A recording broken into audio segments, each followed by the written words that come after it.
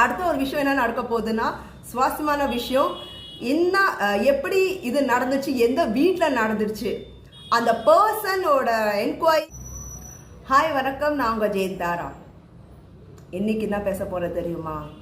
Good news சொல்லிடுறேன். அதுக்கு தான் நான் கேக் வாங்கினேன். என்னோட ஃபேவரட் கேக். நீங்களும் சாப்பிடுங்க, ஸ்பாஞ்ச் கேக். என்ன குட் நியூஸா? கொஞ்சம் இறங்கட்டும், தண்ணி குடிச்சுக்கிறேன்.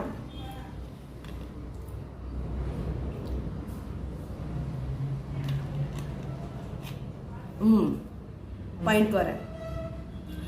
சில நாதாரிங்கள் என்ன பண்றாங்கன்னா, சம்பந்தே இல்லை, ஓகேங்களா, இந்த ஒரு விஷயம் ஓடுது, அது பத்திலாம் நியாயம் பேசுதான். இது மட்டும் இல்லை, சில நாதாரிங்க நியாயத்தை பேசுது. என்ன நடந்திருக்கு, எப்படி ஆச்சு, அதை பற்றி தெரியாமல் கண்டபடியாக திட்டுறதா. ட்ரெண்டு ஆகணும், வியூஸ் ஏறணும், என்னை பற்றி தெரியாமல் பேசுகிறாங்க. பரவாயில்ல, இப்பயாச்சும் தெரிஞ்சுக்கிட்டீங்களே. பாஸ்ட் நினைக்க மாட்டாங்க என்ன நடந்தது, எப்படி என்னன்னு. ஃப்யூச்சரில் அவங்க தான் கற்பனை பண்ணுறாங்க. ஏன் தப்பு பண்ணுறீங்க, அதெல்லாம் அப்படியே மறைச்சி மூடி இருக்கணும் ஆசைப்படுறீங்க. ஏன் மூஞ்சி காட்டிட்டு பேசலாம்ல? எனக்கு டிவி சேனலில் நான் போய் கொடுக்கலாம், பேசலை, அவங்களே வாலண்டரியாக வந்தாங்க. நம்ம பேசாமல் இருந்தால் என்ன ஆகும்? நீனும் தப்பு பண்ணியிருக்க சொல்லி கணக்கில் வரும்ல. நான் இதுக்கு தானே போராடினேன் லைவில். இதுக்கு மொதல் பாருங்கள், நான்லாம் லைவ் நிறைய பண்ணியிருக்கேன். 3 years இந்த ஃபீல்டில் இருக்கேன். உங்களுக்கு தெரியாமாச்சு, ஏன்னா நான் நல்ல விஷயத்த பண்ணிட்டே இருந்தேன். கண்ணுக்கு யாருக்கு தெரியல போல. இந்த நாதாரியோட வந்து என் வாழ்க்கையில கெடுத்துச்சு பாருங்க. அதான் திவ்யா. அதுக்கப்புறம் தான் எல்லாருக்கும் தெரியுது. இல்லை என்ன புரியுது உங்களுக்கு? திவ்யாவோட ஃபேன்ஸ். அப்போ நான் அவ பண்ணுற விஷயம் தான் நீங்கள் சப்போர்ட் பண்ணிகிட்டே இருந்தீங்க. அப்போ கெட்ட விஷயம் தான் உங்களுக்கு வேணும். நான் ஏதோ நல்ல விஷயத்த பண்ணிட்டேன், அது குறையாதான் சொல்கிறீங்க. இது விடுங்க. நான் செலிப்ரேட்டை ஃப்ரெண்டாக பேசின விஷயத்தில் என்னை மிஸ்யூஸ் பண்ண பார்த்த பர்சன்னா நான் விலகி வந்துட்டேன். அப்படி தான் நிறைய பேர் இருக்காங்க லைஃப்பில். தாண்டி வந்து தான் நான் இங்கே உட்காந்துருக்கேன்.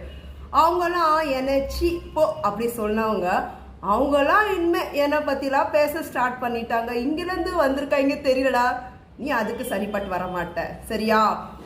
யூடியூப் ஃபேமஸ் ஆகணும், ட்ரெண்ட் ஆகணும் நீ நினைக்கிறியே, அப்போ என்ன அர்த்தம்னா என்னோட பீ தான் உங்களுக்கு வேணுமா? தினம் தினம் என் பீ தான் கேட்குறீங்க. சொந்த புத்தியே இல்லை. சரி, இப்படி ஆயிடுச்சு, ஒரு நல்ல விஷயம் நடந்திருக்கு, பாராட்டலனாலும் அது பற்றி நல்ல விஷயங்கள் சொல்லலாம், அவேர்னஸ் பற்றி பேசலாம். இல்லை, இந்த புள்ளைய உள்ளே போடுவோம், இவ்வளோ பற்றி பேசுவோம். ஏன்னா இப்போ ஜெயந்தாரா ட்ரெண்ட் எல்லாம் இருக்கான்னா அவளை பற்றி பேசணும்னா அவங்களுக்கு வந்து வியூஸ் ஆகடா மூதேவிங்க.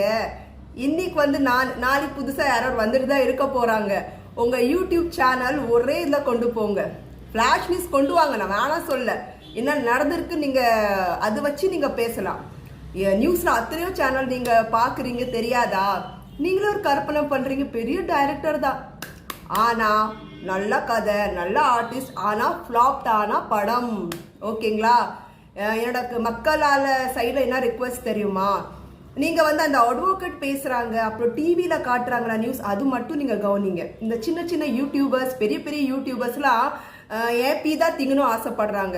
நல்லவங்கள நான் சொல்லலை, ஏன்னா அவங்க புரிஞ்சுக்கிட்டு சில விஷயங்கள் கமெண்ட் பண்ணுறாங்க, பர்சனலாக பேசுகிறாங்க. கண்டிப்பாக அவங்களெல்லாம் ஹேண்ட்ஸ் ஆஃப். ஏன்னா எவ்வளோ அசிங்கமாக நடக்கும் போது யார் வந்து கம்ப்ளைண்ட் கொடுக்கல? என்கிட்ட நான் கொடுக்க முடியாது, உண்மை நானும் கொடுக்க முடியாது கம்ப்ளைண்ட். ஆனால் என் லைஃப்க்கு வந்த போது தான் நான் கொடுத்தேன். ஒரு அம்மா கேட்டுருச்சுமா, நான் தஞ்சாவூரில் தான் இருக்கேன், அவளை வீடியோஸ்லாம் பார்ப்பேன், அவ்வளோ பார்த்துட்டு செருப்பாலே அடிக்கணும்னு நினைப்பேன். பட் என்கிட்ட ஒரு ஆதாரம் இல்லைல்ல, ஏதோ ஒரு விஷயம் இல்லை, உங்கள்கிட்ட இருந்துச்சு, நீங்கள் பண்ணிட்டீங்க, என்ன கிரேட்.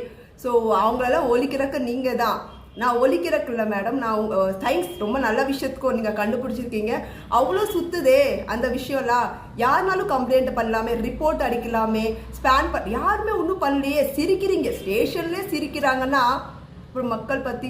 ஸோ மக்களுக்கு நான் என்ன சொல்ல வரேன்னா, நல்ல விஷயத்த கவனம் கொடுங்க.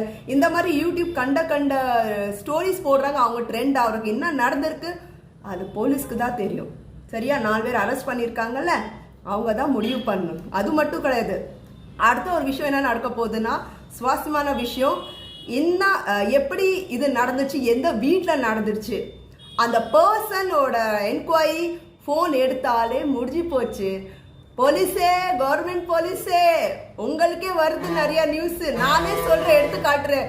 நான் செஞ்சாதான் நீங்க பண்ணுவீங்களா? இப்பயாச்சும் நல்லபடியா பண்ணுங்க. ஸோ இங்கே நடந்திருக்கல, அந்த வீட்டில் இருக்க பர்சன், நான் சொன்ன புரியுது, அரெஸ்ட் ஆயிருக்காங்கல்ல, அந்த ஊரில் தான் நடந்திருக்கு. அந்த வீட்டோட விசாரணை பண்ணுங்க அக்கா பக்கம். அது இல்லையா அவங்க ஃபோனு பிடுங்குங்க. நிறைய ஆடியோ போயிட்டு இருக்குதா, நான் அவங்களும் காசு வாங்கியிருக்காங்க, செஞ்சிருக்கலாம், இருக்கலாம். ஏன்னாவா காசுக்கு அவங்க என்ன வேணாலும் பண்ணுவாங்க. ஸோ கரெக்டான இடத்த சேர்ந்தாங்க. பட் தப்பான விஷயம் நடந்துருச்சு. போக போகும் புரியும். ஸோ எனக்கும் நிறைய விஷயங்கள் தெரியாது, நானும் கேதர் பண்ணி தான் பேசுகிறேன். ஏன்னா சித்ரா மேடம் இப்படி பண்ணுவாங்க நான் எதிர்பார்க்கல, திவ்யா இப்படி இருப்பா நான் எதிர்பார்க்கல, கார்த்திக் எனக்கும் தெரியாது. ஆனால் நடந்த விஷயம் உண்மையை சொல்லும்போது சில மக்கள் நல்லா புரிஞ்சுக்கிறாங்க. சில இந்த யூடியூபர் ட்ரெண்ட் ஆகிறதுக்கு நெகட்டிவ் விஷயம் போட்டுட்டு ட்ரெண்ட் ஆகணும் ஆசைப்படுறாங்க. நல்ல விஷயத்துல ட்ரெண்ட் ஆக முடியாது. அவங்க நல்லா தெரிஞ்சுட்டாங்க. ஏன்னா அவங்க திவ்யாவோட ஃபேன். திவ்யா சொல்லுவாள்ல, நெகட்டிவா பேசு, நெகட்டிவா பண்ணு, அப்போதான் நீ ட்ரெண்ட் ஆவ. அதுதான் அவங்க ஃபாலோ பண்றாங்க. சார் இவங்களெல்லாம் உள்ள விசாரிங்க சார். ஜெய் ஹிந்த், ஜெய்போ, பாய். உங்க ஜெயதாரா. அடுத்த ஒரு இம்பார்ட்டன்டான விஷயம் இருக்கு, நான் நாளைக்கு வச்சிருக்கேன் சொல்றேன். பாய், உங்க ஜெயந்தாரா.